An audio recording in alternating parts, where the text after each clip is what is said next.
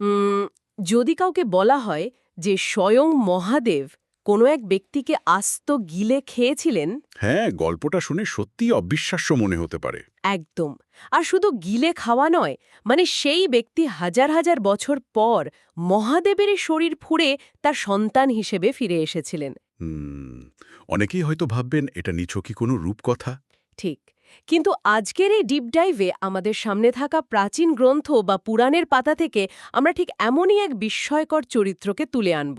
হুম, এমন একজন মানুষ যার কাছে মৃত্যুকে জয় করার ক্ষমতা ছিল। হ্যাঁ, মানে যিনি চাইলেই মৃতদেহে প্রাণ ফিরিয়ে আনতে পারতেন, কিন্তু এত অসীম ক্ষমতা থাকা সত্ত্বেও সমাজ তাকে বারবার প্রত্যাখ্যান করেছে। আসলে আজকের মিশনে আমরা মহর্ষি ভৃগুর পুত্র উষ্ণা, বা যাকে বিশ্ববাসী শুক্রাচার্য নামে চেনে, তার জীবনের গভীরেই প্রবেশ করব। তার জন্ম থেকে শুরু করে দৈত্যগুরু হয়ে ওঠার রোমাঞ্চকর যাত্রা, মৃত সঞ্জীবনী বিদ্যালাভ। এবং একজন শিক্ষক হিসাবে তার নীতিবোধ ও ব্যক্তিগত দ্বন্দ্বের পেছনের আসল কারণগুলো, তাই তো? একদম তাই। আমরা এই সব প্রশ্নেরই উত্তর খোঁজার চেষ্টা করব আজ। আজকের এই আলোচনাটা কিন্তু ভীষণ প্রাসঙ্গিক, কারণ এই চরিত্রটির যাত্রা শুধু একটা পৌরাণিক আখ্যান নয়। মানে এর ভেতরে আরও গভীর কিছু আছে। হ্যাঁ, এটি আসলে মেধা, স্বীকৃতি এবং ক্ষমতার রাজনীতির এক সুপ্রাচীন দলিল। আমরা তো সাধারণত ভাবি যে জ্ঞান বা মেধা মানুষকে সমাজের সর্বোচ্চ আসনে বসায়। কিন্তু যখন সেই মেধার সাথে সমাজের প্রচলিত নিয়মের সংঘাত বাধে, তখন কি হয়? ঠিক সেই প্রশ্নটাই এখানে আসে। উষ্ণার জন্ম কিন্তু কোনো অসুর বংশে হয়নি। আচ্ছা, তথ্যসূত্রগুলো তো স্পষ্ট জানাচ্ছে যে তিনি ছিলেন অত্যন্ত সম্মানিত সপ্তর্ষিদের একজন, মহর্ষি ভৃগু এবং তার স্ত্রী কাব্যমাতার পুত্র। হ্যাঁ, একটা আদ্যোপান্ত সম্মানীয় ব্রাহ্মণ পরিবার, যেখানে ধন সম্পদের চেয়ে জ্ঞান আর তপস্যার মূল্য ছিল সবচেয়ে বেশি। আর সেই পরিবেশেই উষ্ণা ছোটবেলা থেকে অসম্ভব মেধাবী হয়ে ওঠেন। মানে অন্যান্য শিক্ষার্থীরা যখন গুরুর দেওয়া মন্ত্র শুধু মুখস্থ করত, বা বিনা প্রশ্নে মেনে নিত। কেন জানার প্রবল ইচ্ছেই তাকে বাকিদের থেকে আলাদা করে তুলেছিল। এরপর তো উচ্চশিক্ষার উদ্দেশ্যে তাকে পাঠানো হয় সে যুগের সবচেয়ে স্বনামধন্য গুরু মহর্ষি অঙ্গিরসের আশ্রমে। আর এখানেই তো তার জীবনের প্রথম বড় মানসিক সংঘাত শুরু হয়, তাই না? ঠিক, কারণ সেই একই আশ্রমে গুরু অঙ্গিরসের নিজের পুত্র বৃহস্পতিও শিক্ষা নিচ্ছিলেন। ও আচ্ছা, তার মানে একটা অদ্ভুত পরিস্থিতি। দুজনেই অত্যন্ত মেধাবী, জ্ঞানে পরিপূর্ণ, কিন্তু উষ্ণার মেধা, বিশেষ করে নীতি বা রণনীতিতে তার দখল ছিল অসাধারণ। তবুও উষ্ণার বারবার মনে হতে থাকে যে তিনি তার প্রাপ্য সম্মান পাচ্ছেন না। একদম, গুরুর মনোযোগের কেন্দ্রবিন্দুতে সবসময় থাকছেন ওই বৃহস্পতি। চলুন বিষয়টা একটু বাস্তব জীবনের সাথে তুলনা করে খুলে বলি। ধরুন এটা যেন একটা স্কুলের সবচেয়ে মেধাবী ছাত্রটিকে বাদ দিয়ে, থোদ প্রিন্সিপালের ছেলেকে ফার্স্ট বয় বানিয়ে দেওয়ার মতো ঘটনা। ঠিক, যেখানে ওই মেধাবী ছাত্রটি খুব সহজেই বুঝতে পারে যে পুরো সিস্টেমটাই আসলে পক্ষপাতদুষ্ট। হ্যাঁ, একটা চরম ফেভারিটিজম চলছিল সেখানে। কিন্তু দাঁড়ান, আমার একটা খটকা লাগছে। একজন অত্যন্ত মেধাবী ছাত্র, যিনি সপ্তর্ষিদের বংশধর, তিনি হঠাৎ করে সিস্টেমের উপর এতটা বীতশ্রদ্ধা হয়ে গেলেন শুধু একটা ঘটনার জন্য? খুব যৌক্তিক একটা প্রশ্ন। আসলে এটা একদিনে হয়নি, এটা ছিল একটা ধারাবাহিক বঞ্চনা। মানে দীর্ঘদিন ধরে ক্ষোভ জমা হচ্ছিল। হ্যাঁ, উষ্ণা একদিন তার গুরুকে সরাসরি প্রশ্নও করেছিলেন যে যোগ্যতায় সমান হওয়া সত্ত্বেও কেন এই বৈষম্য। গুরু হয়তো কোনো গতানুগতিক উত্তর দিয়েছিলেন। ঠিক, বলেছিলেন তার কাছে সব শিষ্যই সমান। কিন্তু উষ্ণার তীক্ষ্ণ বুদ্ধি বুঝতে পেরেছিল যে এই সিস্টেমে তার মেধার কোনো নিরপেক্ষ মূল্যায়ন হবে না। তাই তিনি নীরবেই অবিচার মেনে নেননি একদমই না, তিনি মাঝপথেই আশ্রম ত্যাগ করেন। এবং ঋষি গৌতমের কাছে গিয়ে রণনীতি আর শাস্ত্রের আরও গভীর জ্ঞান অর্জন করেন। তিনি নিজেকে অসামান্য রণকৌশলী হিসাবে গড়ে তোলেন। অর্থাৎ তিনি নিজের যোগ্যতাকে আরও শানিত করলেন। এরপর শিক্ষা শেষে তিনি কোথায় গেলেন জানেন? কিন্তু দেবরাজ ইন্দ্র তো নিজের বন্ধু বৃহস্পতিকে গুরুর পদ দেন। শুধু তাই নয়, উষ্ণাকে চরম অপমান করে বলা হয় যে যেহেতু তার মা কাব্যমাতা অসুর বংশের কন্যা। হুম তাই একজন অসুর বংশের সন্তান কখনোই দেবতাদের গুরু হতে পারে না। এটা তো পরিষ্কার বংশ পরিচয় নিয়ে নোংরা রাজনীতি। একদম তাই। আর এখানেই উষ্ণার জীবনের গতিপথ চিরতর বদলে যায়। তিনি এই অপমানকে শুধু ব্যক্তিগত আক্রমণ হিসেবে দেখেননি। মানে তিনি এটিকে তার অর্জিত জ্ঞানের প্রতি অপমান হিসেবে দেখেছিলেন। ঠিক, তিনি বুঝতে পেরেছিলেন যে এই দেবলোক মেধার পূজা করে না, এরা শুধু ক্ষমতা আর বংশপরিচয়ের পূজা করে। তারপর তিনি শপথ নেন যে যে ব্যবস্থা তার মেধার মূল্যায়ন করেনি তিনি সেই ব্যবস্থার অহংকার ভেঙে গুড়িয়ে দেবেন। হ্যাঁ, তিনি সোজা চলে যান পাতাললোকে এবং সিদ্ধান্ত নেন সেই সব অসুরদের গুরু হওয়ার যাদের সমাজ আর দেবতারা সবসময় কোণঠাসা করে রেখেছিল। আর এই বিদ্রোহের মধ্যেই উষ্ণা হয়ে ওঠেন আমাদের পরিচিত শুক্রাচার্য। কিন্তু অসুরদের গুরু হয়েও তো সমস্যার সমাধান হলো না। হুম, কারণ দেবতারা এবং অসুরদের মধ্যে যখন যুদ্ধ হতো তখন একটা অদ্ভুত অসমতা দেখা যেত। হ্যাঁ, দেবতাদের কাছে ছিল অমৃত, যার ফলে যুদ্ধে তারা মারা যেত না। বা মারা গেলেও আবার বেঁচে উঠত। অন্যদিকে অসুররা তো বারবার মারা যাচ্ছিল। এই যে সিস্টেমের অবিচার বা আনফেয়ার অ্যাডভান্টেজ, এটা দূর করার জন্য শুক্রাচার্য একটা চরম সিদ্ধান্ত নিলেন। তিনি মহাদেবের কাছে এমন এক বিদ্যা অর্জনের সিদ্ধান্ত নেন যা মৃত্যুকেও হার মানাবে। মৃত সঞ্জীবনী বিদ্যা। আর এই বিদ্যা অর্জন করা তো কোনো সাধারণ ব্যাপার ছিল না, তাই না? মোটেই না, এটা ছিল প্রকৃতির মৌলিক নিয়ম, অর্থাৎ জন্ম ও মৃত্যুর চক্রকে সরাসরি চ্যালেঞ্জ করা। হ্যাঁ, তথ্যসূত্রগুলো বলছে তিনি একটি গাছের ডাল থেকে উল্টো হয়ে ঝুলে পড়েন। আর তার ঠিক নিচে জ্বলতে থাকে আগুনের কুণ্ড। আর সেই আগুনের বিষাক্ত ধোঁয়া তিনি শ্বাস হিসাবে গ্রহণ করতে থাকেন হাজার বছর ধরে। কিন্তু আমার একটা প্রশ্ন আছে এখানে। হ্যাঁ, বলুন। কেন ঠিক এই রকম একটা অদ্ভুত আর ভয়ঙ্কর পদ্ধতি? মানে শুধু চোখ বন্ধ করে বসে তো তপস্যা করা যেত। উল্টো হয়ে ঝুলে ধোয়া খাওয়ার পেছনে কি কোনো নির্দিষ্ট কারণ আছে? এর পেছনে গভীর একটা মনস্তাত্ত্বিক এবং প্রতীকী অর্থ আছে। খেয়াল করে দেখুন, সোজা হয়ে দাঁড়ানো এবং মুক্ত বাতাস নেওয়া হলো জীবনের লক্ষণ। আচ্ছা, আর তিনি উল্টো হয়ে ঝুলছেন, যা স্বাভাবিক নিয়মের বিপরীত। একদম। আর বাতাসের বদলে বিষাক্ত ধোঁয়া নিচ্ছেন, যা আসলে মৃত্যুর প্রতীক। ও আচ্ছা, মানে তিনি আক্ষরিক অর্থেই একটা মৃত্যুসম অবস্থায় নিজেকে টিকিয়ে রাখার সাধনা করছেন। ঠিক তাই। তিনি প্রকৃতিকে বুঝিয়ে দিচ্ছেন যে মৃত্যু তাকে ছুঁতে পারবে না। এটি ছিল মৃত্যু আর ক্ষমতার উপর দেবতাদের আধিপত্য ভাঙার এক চরম মহাজাগতিক বিদ্রোহ। আর এই ভয়ঙ্কর সাধনার খবর পেয়ে তো ইন্দ্রদেব রীতিমতো আতঙ্কিত হয়ে ওঠেন। হ্যাঁ, তিনি বুঝতে পারেন যে এই বিদ্যা শুক্রাচার্যের হাতে গেলে দেবতাদের একচেটিয়া আধিপত্য শেষ। তখন ইন্দ্রদেব তার চিরাচরিত রাজনীতি শুরু করেন। তিনি তপস্যা ভাঙার জন্য প্রবল ঝড় পাঠান, অপ্সরাদের পাঠান। কিন্তু কোনো কিছুতেই শুক্রাচার্যের মনোযোগ টলানো যায়নি। শেষ পর্যন্ত কোনো উপায় না দেখে ইন্দ্র তার নিজের কন্যা জয়ন্তীকে পাঠান। উদ্দেশ্য ছিল মোহ সৃষ্টি করে বা ছলনা করে তপস্যা ভঙ্গ করা। এটা তো রীতিমতো নীতিহীন একটা পদক্ষেপ। দেবতাদের এই নীতিহীনতার কারণেই তো শুক্রাচার্যের বিদ্রোহ আরও বেশি প্রাসঙ্গিক হয়ে ওঠে। কিন্তু এখানে গল্পটা একটা দারুণ বাঁক নেয়। জয়ন্তী সেখানে গিয়ে শুক্রাচার্যের একাগ্রতা দেখে নিজেই মুগ্ধ হয়ে যান, তাই তো? হ্যাঁ, যে মেয়েটি এসেছিল ছলনা করতে, সেই বছরের পর বছর ধরে তাকে রোদ বৃষ্টি থেকে রক্ষা করতে থাকে। সে তার সেবায় নিজেকে নিয়োজিত করে। শেষ পর্যন্ত ভগবান শিব তার এই কঠোর তপস্যায় সন্তুষ্ট হয়ে দেখা দেন এবং শুক্রাচার্যকে সেই পরম কাঙ্ক্ষিত মৃত্যু সঞ্জীবনী বিদ্যা দান করেন। তবে শিব কিন্তু একটি খুব গুরুত্বপূর্ণ সতর্ক বার্তাও দিয়েছিলেন। তিনি বলেছিলেন, এই বিদ্যা যেন শুধুমাত্র সৃষ্টির ভারসাম্য রক্ষার কাজে ব্যবহৃত হয়, ক্ষমতার আস্ফালনের জন্য নয়। কিন্তু শিবের সেই সতর্ক বার্তা কি শুক্রাচার্য মনে রেখেছিলেন? পরিস্থিতি তো তা বলে না। মানে যখন তিনি দেখলেন যুদ্ধে তার শিষ্যরা মারা যাচ্ছে, তিনি ওই বিদ্যার সাহায্যে ঢালাওভাবে মৃত অসুরদের জীবিত করতে শুরু করলেন। হ্যাঁ, এটা অনেকটা এমন হয়ে গেল যেন কোনো ভিডিও গেম খেলছেন। আর এক পক্ষের কাছে আনলিমিটেড লাইফ বা চিট কোড চলে এসছে। একদিকে দেবতাদের অমৃত, অন্যদিকে অসুরদের সঞ্জীবনী। একদম নিখুঁত একটা তুলনা। মৃত্যু ভয় না থাকলে তো কোনো যুদ্ধেরই আর অর্থ থাকে না। এর ফলে পুরো সৃষ্টির ইকোসিস্টেমটাই তো ধসে পড়ার উপক্রম হলো। ঠিক, প্রকৃতির একটা নিজস্ব নিয়ম আছে, একটা কসমিক ব্যালেন্স আছে। মৃত্যু ছাড়া তো নতুন সৃষ্টির জায়গা তৈরি হয় না। যুদ্ধ যেন এক অন্তহীন প্রহসনে পরিণত হল। আর ঠিক এই জায়গাতেই ভগবান শিব অত্যন্ত ক্ষুব্ধ হয়ে ওঠেন। সৃষ্টি এবং ধ্বংসের দেবতা শিব দেখলেন যে প্রকৃতির মৌলিক নিয়মই লঙ্ঘিত হচ্ছে। রাগে অন্ধ হয়ে মহাদেব এক অভাবনীয় কাজ করে বসলেন। হ্যাঁ, তিনি শুক্রাচার্যকে আস্ত গিলে ফেললেন। একদম। এটা ভাবলেই তো শিউরে উঠতে হয়।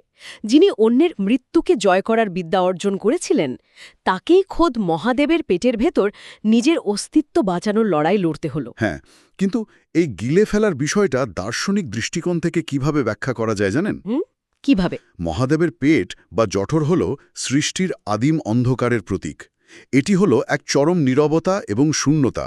আচ্ছা, মানে শুক্রাচার্য হাজার হাজার বছর ধরে সেই পেটের অন্ধকারেই বন্দী ছিলেন। হ্যাঁ, এটি ছিল তার কর্মের ফল। তিনি প্রকৃতির নিয়ম ভাঙতে চেয়েছিলেন, তাই তাকে প্রকৃতির আদিমতম শূন্যতায় নির্বাসিত করা হলো, যাতে তিনি নিজের ভুল বুঝতে পারেন। ঠিক। হাজার হাজার বছর থাকার পর শেষ পর্যন্ত তিনি মহাদেবের শরীর থেকে শুক্র বা শুক্রাণু রূপে বেরিয়ে আসার পথ খুঁজে পান। এটি আসলে তার এক ধরনের পুনর্জন্ম। পিপু, শিবের শরীর থেকে বেরোয়ার পরেও তো বিপদ কাটেনি। হ্যাঁ, মহাদেব তো তাকে দেখেই ভস্ম করতে উদ্যত হন। তখন মাতা পার্বতী এসে মহাদেবকে বাধা দেন। পার্বতী এক চমৎকার অকাট্য যুক্তি দেখান। তিনি বলেন, যেহেতু এই ব্যক্তি শিবের নিজের শরীর থেকে জন্ম নিয়ে বেরিয়ে এসেছে, তাই সে এখন শিবেরই পুত্র। আর একজন পিতা তো কখনোই তার নিজের পুত্রকে হত্যা করতে পারেন না। মহাদেব শান্ত হন এবং তাকে নিজের পুত্র হিসেবে স্বীকার করে নেন। এরপর থেকেই তিনি শুক্র বা শুক্রাচার্য নাম লাভ করেন এবং আকাশমণ্ডলে একটি উজ্জ্বল গ্রহে পরিণত হওয়ার বর পান। এই ঘটনার পর কিন্তু সমীকরণটা পুরোপুরি বদলে যায়।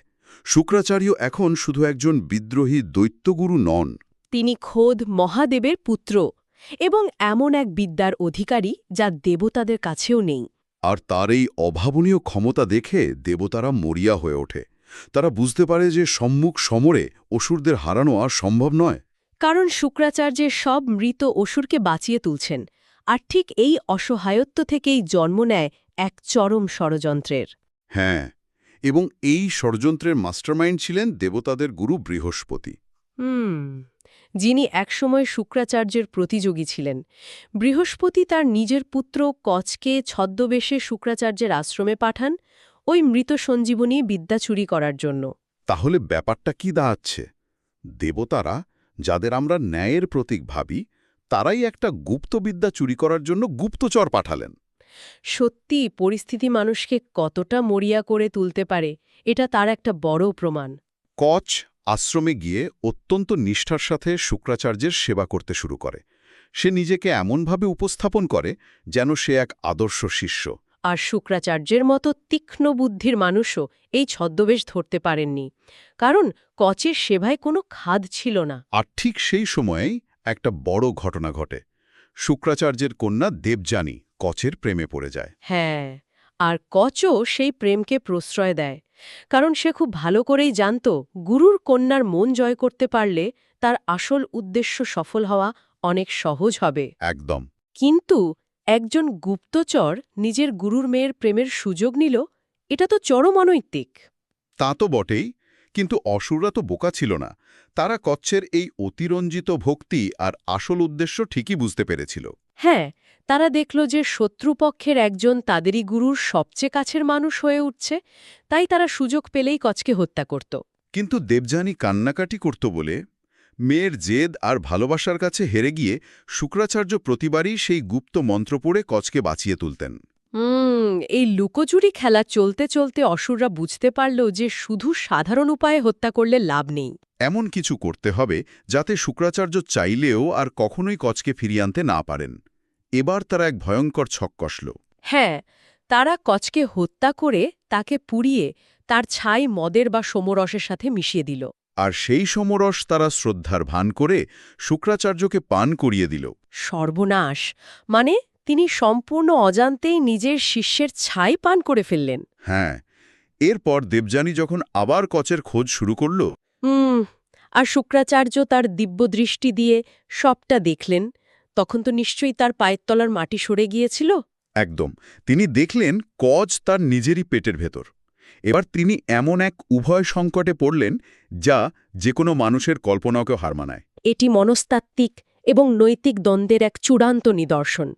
কচকে বাঁচাতে হলে তার নিজের পেট ফুঁড়ে তাকে বেরোতে হবে, যার অর্থ শুক্রাচার্যের নিজের নিশ্চিত মৃত্যু। একদিকে তার মেয়ে দেবযানীর হৃদয় ভাঙার কান্না, আর অন্যদিকে একজন গুরুর পরম ধর্ম, যে শিষ্য তার আশ্রয়ে আছে, তাকে যে কোনো মূল্যে রক্ষা করা। ঠিক আর এই পুরো বিষয়টা ঘটেছে এমন এক জ্ঞানের জন্য যা ছলনার শিকার হয়েছে। এটি একটি গুরুত্বপূর্ণ প্রশ্নের জন্ম দেয়। কি প্রশ্ন? জ্ঞান কি সত্যিই মানুষকে সবকিছুর ঊর্ধ্বে নিয়ে যায়, নাকি সেই জ্ঞানের প্রতি অহংকারী তাকেই সবচেয়ে বড় দুর্বলতার দিকে ঠেলে দেয়? দারুণ একটা পয়েন্ট। তবে এই মর্মান্তিক দ্বন্দ্বে শুক্রাচার্য কিন্তু একজন গুরুর দায়িত্বকেই সবার ওপরে স্থান দিলেন। তিনি চরম আত্মত্যাগের পথটাই বেছে নিলেন। হ্যাঁ, পেটের ভেতরে থাকা অবস্থাতেই তিনি কচকে সেই গুপ্ত সঞ্জীবনী মন্ত্র শিখিয়ে দিলেন। এরপর কচ তার গুরুর পেট ফুঁড়ে বেরিয়ে আসে, আর শুক্রাচার্য মৃত্যুবরণ করেন। কিন্তু কচ, যে সত্যিই গুরুর কাছে ঋণী ছিল, সে এবার সেই একই মন্ত্র উচ্চারণ করে গুরু শুক্রাচার্যকে আবার জীবিত করে তোলে। ও আচ্ছা, মানে একটা ফুল সার্কেল হলো। হ্যাঁ, কিন্তু কচ গুরুকে জীবিত করলেও এই ঘটনা শুক্রাচার্যের জীবনের দৃষ্টিভঙ্গি পুরোপুরি বদলে দিয়েছিল। তিনি বুঝতে পেরেছিলেন যে তিনি মৃত্যুকে হয়তো জয় করেছেন, কিন্তু মানুষের মোহ আর ছলনার কাছে তিনি কতটা অসহায়। ঠিক, তিনি ক্ষোভে সেই দিনই প্রতিজ্ঞা করেছিলেন যে কোনো বিবেকবান মানুষ আর কখনো মদিরা পান করবে না। কারণ এই নেশাই তো তার বিবেককে অন্ধ করে দিয়েছিল, তাকে নিজের শিষ্যকে পান করতে বাধ্য করেছিল। অন্যদিকে কচ বিদ্যালাভ করে ফিরে যাওয়ার সময় দেবযানীকে বিবাহ করতে অস্বীকার করে। হ্যাঁ, সে যুক্তি দেয় যে সে শুক্রাচার্যের পেট থেকে জন্মেছে, তাই দেবযানী এখন তার বোনের মতো। এর ফলে দেবযানীর হৃদয় ভাঙে এবং সে কচকে অভিশাপ দেয়। আজকের এই পুরো আলোচনা ঘেটে একটা জিনিস খুব স্পষ্ট হয়ে ওঠে যে শুক্রাচার্যের চরিত্রটি শুধু সাদা বা কালোতে মাপা যায় না। একদমই না। তিনি দেবতাদের চোখে ভিলেন হতে পারেন, কিন্তু আসলে তিনি ছিলেন এমন একজন মানুষ যিনি সিস্টেমের বৈষম্যের বিরুদ্ধে লড়েছিলেন। তিনি নিজের যোগ্যতা প্রমাণ করতে চেয়েছিলেন এমন একটা দুনিয়ায় যা আগে থেকেই তার বিরুদ্ধে দাঁড়িয়েছিল। ঠিক, কিন্তু নিজের জেদ আর কর্তব্যের বেড়াজালে পড়ে তিনি তার জীবনে অনেক কিছু হারিয়েছেন। তিনি অসীম জ্ঞানের অধিকারী ছিলেন ঠিকই, কিন্তু জ্ঞান অর্জন করা আর সেই জ্ঞানের বুদ্ধিদীপ্ত প্রয়োগের মধ্যে যে একটা সূক্ষ্ম পার্থক্য রয়েছে, তার জীবন তারই প্রমাণ। মানে তিনি অসুরদের ন্যায় বিচার দিতে গিয়ে সৃষ্টির ভারসাম্য নষ্ট করেছিলেন, আবার গুরুর ধর্ম পালন করতে গিয়ে নিজের জীবন বাজি রেখেছিলেন।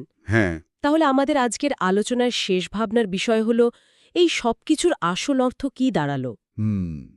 মানে অসীম জ্ঞান বা ক্ষমতা অর্জন করলেই কি কেউ সত্যিই স্বাধীন হতে পারে? নাকি সেই ক্ষমতাই তাকে আরও বড় কোনো দাসত্বের শৃঙ্খলে বেঁধে ফেলে? যিনি মৃত্যুকে হার মানিয়েছিলেন, নিজের শিষ্যকে নিজের পেট ফুঁড়ে জন্ম দিয়েছিলেন, সেই অসীম ক্ষমতা পেয়েও তিনি কি সত্যি কখনো শান্তিতে ছিলেন? নাকি তার সেই প্রত্যাখ্যানের আগুন তাকে আজীবন পুড়িয়েছে? ক্ষমতার শিখরে পৌঁছানোর যে একটা নিজস্ব দাম থাকে, যা আমাদের অজান্তেই চোকাতে হয়। হ্যাঁ, শুক্রাচার্যের জীবনে যেন সেই সত্যেরই এক নীরব সাক্ষী।